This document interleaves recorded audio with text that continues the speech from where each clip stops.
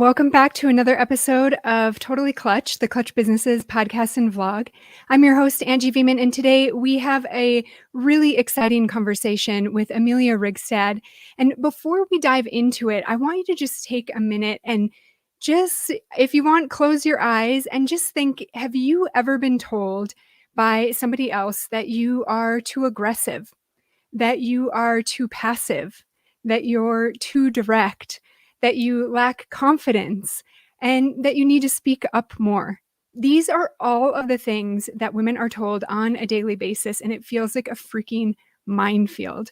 So basically, we're one thing and we're the other thing, right? Like there's no clear direction on where we need to go with the way that we communicate with people, or at least that's what it feels like, unless you know Amelia. So Amelia Rigstad has studied gender and communication in great depth, and she uses what she learned through those studies to encourage and inspire women to use their voice to initiate change and to communicate with everybody that they cross paths with. So this comes into play if you have a career and you're working in corporate America. This comes into play if you are, if you own your own business. This comes into play, I would guess, in even your personal relationships. So welcome to the show, Amelia. Thank you for having me. I'm excited to be here. Yeah. And full disclosure, Amelia is a dear friend of mine. I'm so lucky, and I have been looking forward to this conversation. It's been on my wish list for a long, long time. So I'm super excited that we get to do this. Yeah, me too. I'm excited to see you in action. Yeah. You want to tell everybody about all of the amazing work that you're doing and Sure. how you came to do the work that you're doing? Yeah, absolutely. So I am an effective communication consultant and coach. So I work with organizations and individuals really to help them communicate more effectively in the workplace. And I have spent much of my career in communications, but also in education as well. So most recently completing my doctorate degree. And that doctorate degree looked at gender differences in communication styles and how it influences the workplace. So based on the knowledge that I gained from that, I developed also the Woman Empowerment Series, which encourages and inspires women to use their voice to initiate change. So we can delve into some of that fun stuff today. That's amazing. PhD. Hey, hey. No small feat. That's amazing. And doing it while you're working full time and raising a family. Yes. Awesome. Yeah, so good. Check. Okay, cool. Yeah, check, and check. Okay, so how have you found that men and women communicate differently from one another? Sure. So that's not even really an easy question to answer. So I do want to introduce to you, Angie, and you and I have kind of talked about some of this stuff earlier, but also to your listeners, a bit of a theoretical component to some of these differences. So based on research and based on the work of Deborah Tannen, she is a linguistic scholar from Georgetown University. She spent most of her career looking at gender differences and how men and women do communicate differently in the workplace. And much of what I had looked at from a PhD perspective was also the work of Tannen. So I want to introduce you all to this idea of a linguistic style. Okay, so our linguistic style is learned behavior, and we learn our linguistic styles at a really young age. So think 2, 3, 4 years of age, playing on the playground, if you can believe it. And boys and girls tend to play quite differently. So girls will tend to have a singular best friend or a small group of friends. They'll communicate, they'll talk really closely to one another. And the goal of that is to build rapport with one another, to build relationships. Now, boys, on the other hand, play quite differently. They tend to play in larger groups, and they're very much trying to position themselves one up from one another. So they're focused on this hierarchical social order, even at that young age. So it's not that all boys and girls play and develop these styles at the same time and in that way, but for the most part, the research will tell us that that those styles that were learned at that young age does translate into our adolescence, our young adulthood, being an adult, and then bringing that into the workplace. And that's where some of those differences can come to fruition. It's based on something that we're learning at an incredibly young age.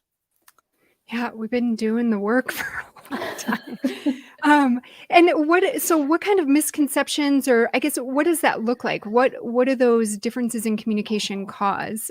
Do they Yeah. cause misconceptions? Do they cause misunderstandings? So it's something that I also want to make clear too is that much of the differences that we see in the workplace actually is based on our personality traits. Mm. Okay, so our personality traits are fixed characteristics. It's really challenging to change that, right? So, as an example, if we're interacting with a narcissistic boss, like, good luck. Like, you're not going to be able to change that person's behavior. But that's what, in a lot of the work that I do, I Wait, really, does oh, yeah. everybody hear that? You can't change that behavior. Yeah, stop. Yeah. Stop wasting your time. Yeah. But, in a lot of the work that I do, I'm always encouraging, my clients or individuals that I coach to really build an understanding of your communication style, right? Because our communication styles are different. We have the ability as communicators to modify or adapt our communication style depending on who we're interacting with. So yes, there are some differences, but we have to be really careful too that we're not just slotting men and women into these boxes. So somebody will say, okay, well, men are more aggressive, women are more passive. But yeah, some are, but there's a lot of aggressive women. And Right. when we're thinking about communication, right, like, we can have challenging conversations with males, females, all genders, right? So we have to be really careful that we're not pigeonholing, men and women into these boxes. We have to consider stereotypes and the roles that plays as well. So, it's all about really, like, figuring out how you can communicate better and navigate through some of those tough conversations the best that you can, but recognizing that those personality traits really do play a significant role, and we can't necessarily change that. So how are you individually going to get through that conversation? And so if you change your communication style for a certain person, a Mhm, boss, a coworker, whatever, what's what's the benefit of doing that? Like, what's the mhm. outcome of changing that communication style It to it absolutely helps with conflict resolution. Mm. So for your listeners too, there is a wonderful communication style assessment that I've used for close to 20 years, and it's called Straight Talk. It's a free assessment. You can go to it online. It was developed by somebody by the name of Eric Douglas, based out of Sacramento. And it's a wonderful tool to help you build an understanding not only about how you communicate, but how the people in your life communicate. And then it allows you and gives you some good tips to kind of navigate through those conversations, both personally and professionally. Right. Mhm. So you can have your spouse or your partner take it, see how that communicates. I mean, I had my husband do it and we're quite similar, but it offers us tools of how we can communicate more effectively. And Right. it's a great tool to have colleagues take as well. Yeah, that's so interesting. I mean, I love the way that I don't I mean, there's just something about the way that you just said that that made me realize that I think the that approach is so Mhm, amazing because ultimately everybody wants to be heard and everybody wants to understand each other, right? mhm, Like yeah, but I think that we lose sight it's easy to mhm, lose sight of that and then it just becomes about being heard or about right, getting what you want mhm, or something like that and it's really about yeah, there is more of a coming together in that mhm. approach than I think I initially realized. Yeah, and it also, though, depends too on the individual, and that goes back to the personality traits, though, too, because it is about educating ourselves. It is about building an understanding of how we communicate, how our spouses, our partners, our family communicates, our colleagues, how do they communicate day to day in a workplace environment. But it takes time and it takes effort, and not everybody is willing to learn how to communicate better. right? And that's where we've got some of those tough people in the workplace that we can't interact with because they're not willing to put the work in Right. to try to reduce conflict. Yeah. Yeah. The work is hard. It is It is. hard. It is. Yeah. Okay. That's awesome. And so you're saying that this can be done, or these tools can be used in the workplace. They can be used at home. They can be used Yeah, with friends and family, really absolutely. anywhere. Anywhere. Yeah. That's awesome. I love that. And then I guess what are a few things, and I guess I'm conscious now of not saying what are a few things that women can do to ensure that their message is heard, but what can Sure. people do Yeah. to ensure that their message is heard? And the thing is, though, I mean, let's be frank. I mean, there's certainly some differences like with how men and women communicate. And for the most part, it is easier for men in the workplace than it is women. I mean, Mhm. call a spade a spade. Yeah. Yeah. So you can say, what can women do? I mean, that's the whole point of some of the work, that I do. I do want to, though, introduce a little bit again, and this goes back to the theory, but I take great pride in being an academic, but also really being a professional and a practitioner and bringing this knowledge to people. Because, if you're not in academia, you generally don't know some of these things. So you had asked earlier about some of the differences, and I want you to give thought to something that is called a conversation ritual. So this is a reoccurring pattern of behavior that if we don't recognize it as a conversation ritual, that's where some of the challenges can come to fruition. So the example that I always like to share is, as women, we are told, or we have the inclination to over apologize. Okay, we say I'm sorry quite often. Now, research will say that men tend to not over apologize. Women do, but women use it as a transition in a conversation. And they use it as a way of showing concern. But if we continually over apologize in the workplace, right, that can start to show that maybe we're not as confident as our male counterparts. So there is this, women versus men to some extent in, some of the things that I've studied and some of the things that I, help my clients with as well. Yeah.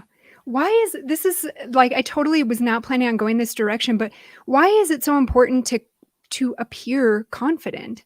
Mm-hmm. Well, that to me is like something that women, in the workplace, we are some, not all, of course, aren't as confident as our male Mhm. counterparts rather. And, building our confidence is really, really important. I mean, that links to, you would ask kind of like, what can women do or what can people do? I am a firm believer in, building our confidence as much as we can, but also being our authentic selves. Mm-hmm. Yeah. Right. And that is something that, I've really started to spend a lot of time thinking about because we're constantly invited to be ourselves, right? If we're in a conversation with a coworker and we've got, this horrible meeting coming up with our boss that we don't get along with, somebody will say, well, just go in there and be yourself. Right. Right. So let's just be ourselves, right? Yeah. Be fearlessly authentic, bravely be you. It's my favorite quote. Yeah, it's gorgeous. And Yeah. I think there's something there. I don't know. It's just so interesting because I think what confidence means has changed, or the definition of confidence.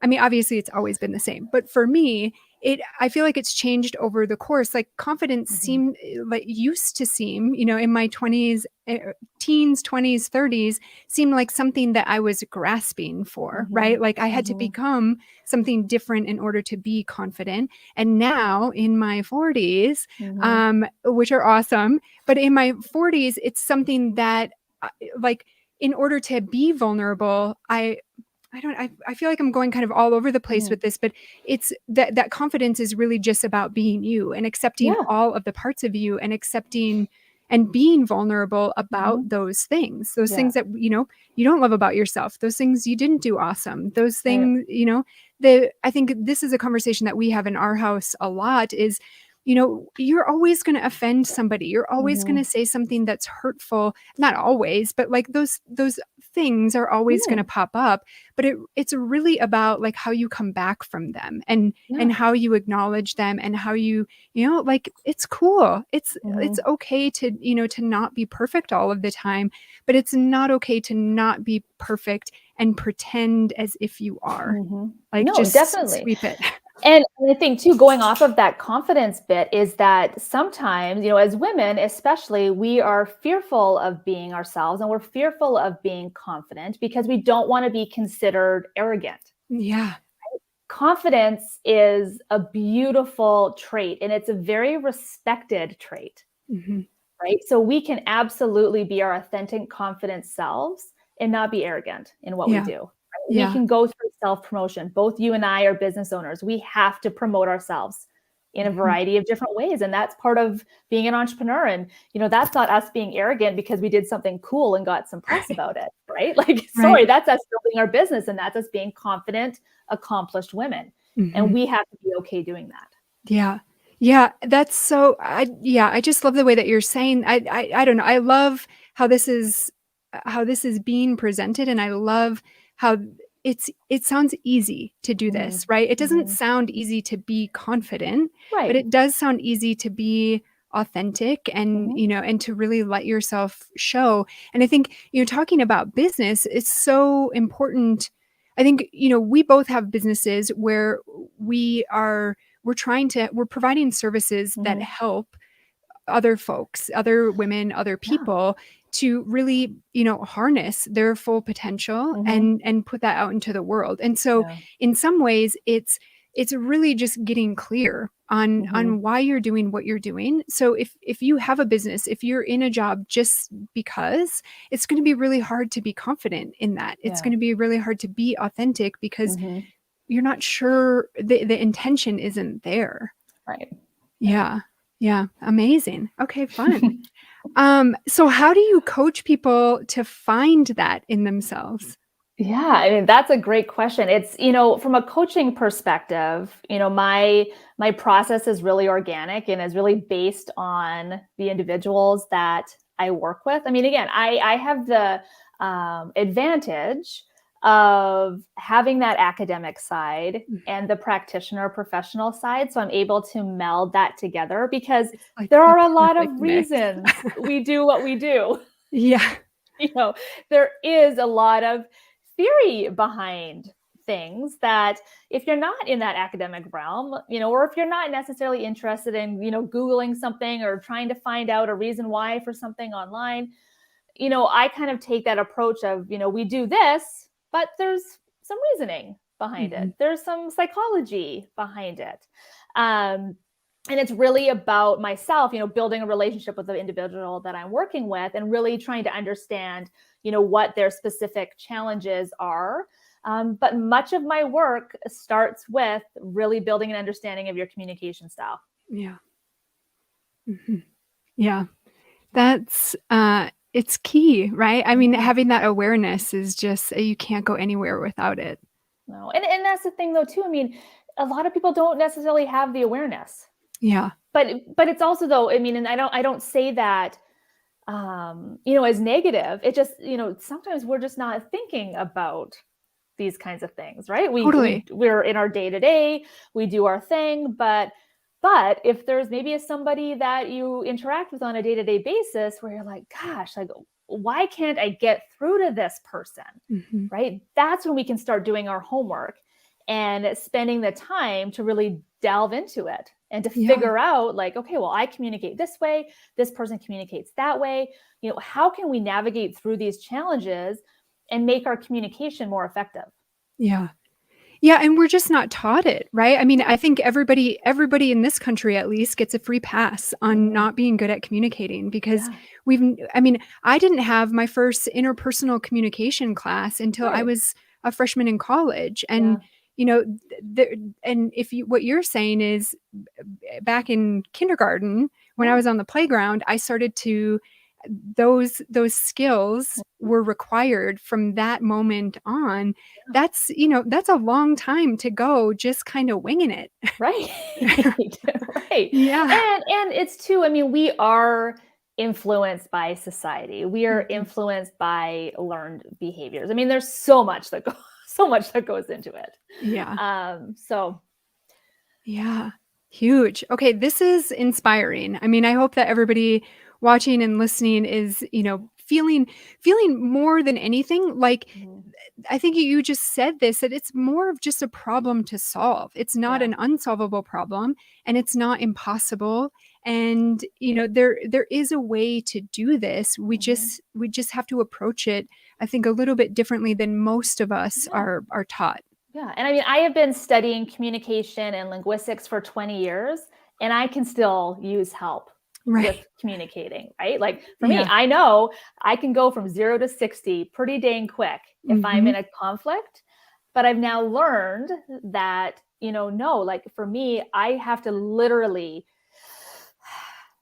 take a deep breath, collect my thoughts, and I have to do that so that I don't go from 0 to 60. Yeah. Right. But I know that about myself now. I know that now. I didn't know that then. Right. So like you do have to take the time. Like if you care about improvement and development, then, you do have to put in that work. Yeah. And speaking of work, do you want to tell us about the Women Empowerment series that you have coming up? Yeah. So a little bit of background of the Women Empowerment series. So this was in response to the unfortunate passing of Justice Ruth Bader Ginsburg, who passed away in September of 2021. No, we're in 21, September of 2020. And I didn't really spend too much time, or I didn't really know what she was responsible for. And she was responsible for women being able to use credit cards. So it was fascinating. And of course, during that, time, it was the political landscape was crazy. And I wanted to do something to move her mission forward. So the Woman Empowerment series came to fruition sitting on my couch. My husband named it, so kudos to him. He created that name. It's all about encouraging and inspiring women to use their voice to initiate change. So everything from communication styles, gender differences, stereotypes, authenticity, all of this is in a 4-part series. And so we've had nearly 50 women go through the program over the past year.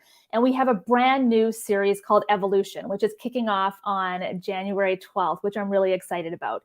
It's taking some of the original content as a bit of a refresher, but then we're delving into other really important topics that women care about: work-life balance, perfectionism, developing male allies in our places of employment, resiliency, successful leadership. Angie's coming on to talk about burnout and how we navigate through some of that. So really excited for the 4-part series that starts in January. That's great. And anybody can sign up, right? So I've got your website up here on the screen. So do you want to, it's ameliarigstad.com. And you can register there. It's open to anybody. And the beauty of it too, it's virtual. So it's a virtual series, which has been really fun too, because we've had women in Canada, all across the US. And it's for an hour and a half once a week for 4 weeks. So, and I do it over the lunch hour. So we go from 12 to 1:30 Central Time. So, it doesn't take away too much time from your day to day. But yeah, you can go to the website. There's lots of information there, and then it will take you to the link to register on Eventbrite. That's great. And one of the things too that I don't know if you already said this or not, but I think one of the awesome things that you have set up is for people to be able to be reimbursed by their employers. And one of the things I think, so that's awesome because, not having to spend your own money on things is great. But also I think it's awesome because it starts those conversations within the workplace that I think are really kind of challenging to navigate and to initiate. And it starts to show people, that you're working with how important these things are, and, and that they are, they're kind of required in order for things to work well. And that's the thing. I mean, the majority, so many places of employment have professional development funds that people can use. So on the Eventbrite page, you can scroll down to the bottom, and I've just got a copy and paste template that you can copy and paste into an email, change it as you see fit, send it off to whoever needs to approve your budget or your spending. And hopefully that helps, that shows that, you've really thought about it, and that, it's something that you want to do. Yeah. Great. Awesome. Yeah. Well, anything else that that you want to share that we haven't had a chance to talk about? No, I would just think, be your authentic selves. The tagline of the Women Empowerment Series is communicate, be empowered, make a difference. Mm. And I'm really happy that I've been able to do that. And the communication styles, it's really important. And I hope that, you guys will all delve in and learn a little bit more about yourself, but also the people that you interact with. Yeah. It's awesome. too important to ignore. Totally. Totally. Yeah. It's the most important thing. Yeah. Yeah, great. Well, awesome. Thank you so much, Amelia. This is so great. The information that you have, the wealth of information that you have is incredible. And I also think that this is just a topic that a lot of people aren't talking about. It was totally off my radar until, I found out about the work that you were doing. And so and it is so important. It's a total game changer. Yeah. Well, thank you for having me. It was fun. Yeah. All right. Well, thanks so much. And please, everyone, go check out our website. I hope to see you in the Women Empowerment Series.